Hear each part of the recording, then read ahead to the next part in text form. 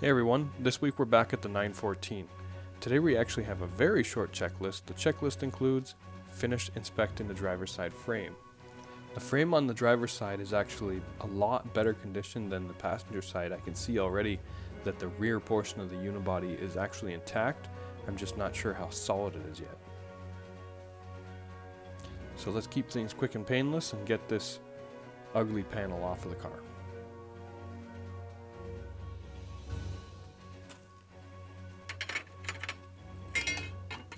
There you have it. Next is the hammer test. Hammer test proving to be very solid. Now let's see if it can handle the screwdriver test.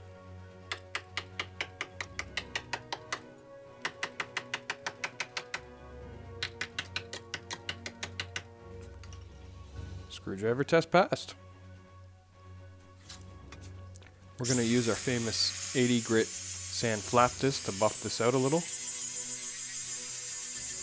The idea is to buff away the rust to inspect visually if there's any holes.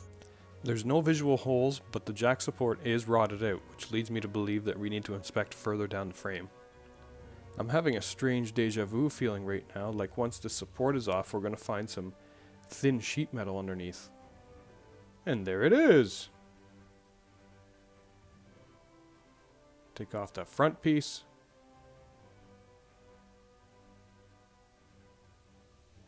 And this side doesn't look much better than the other side, other than the fact that our unibody is still intact. Finish inspecting frame. Check. Now with all the welding to be done on the car, I feel like the MIG welder needs a bit of an upgrade. This is our TIG torch and our Argon flow meter.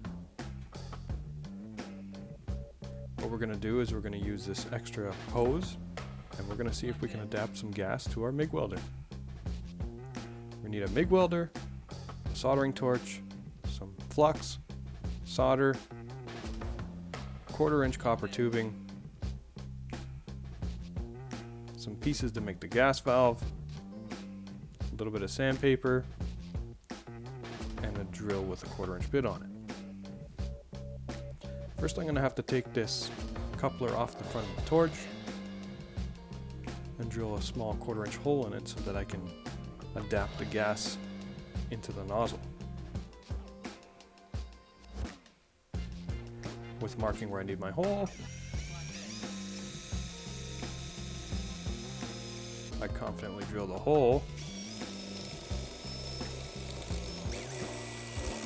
and create a little bit of a seat for the pipe to sit on.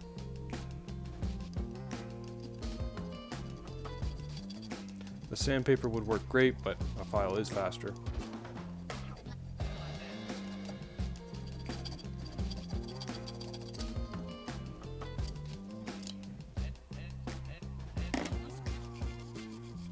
With that clean, we can solder.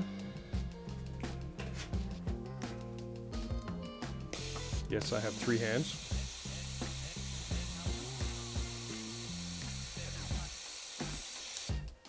The new gas that we're going to adapt on is not actually argon, it'll be an argon/CO2 mix. Once I had the gas valve soldered up, I had to do some minor adjustments to angle the 1/4 inch tubing so the gas would come out of the front in a less turbulent flow.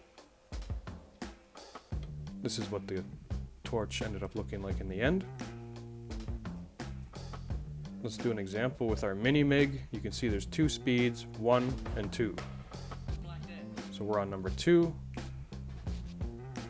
First test, gas off.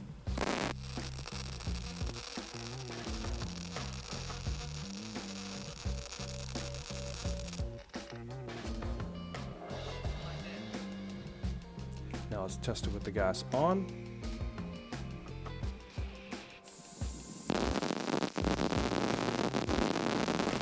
As you can see, with the gas on, it's welding much better. But I'm still not satisfied with the quality of the weld. This mini MIG doesn't weld at the same amperage as my new welder, which is a 200 amp welder. It has all the settings that you need for MIG with gas already adapted to it. It tells you your gas flow, your voltage, and your rate of wire speed.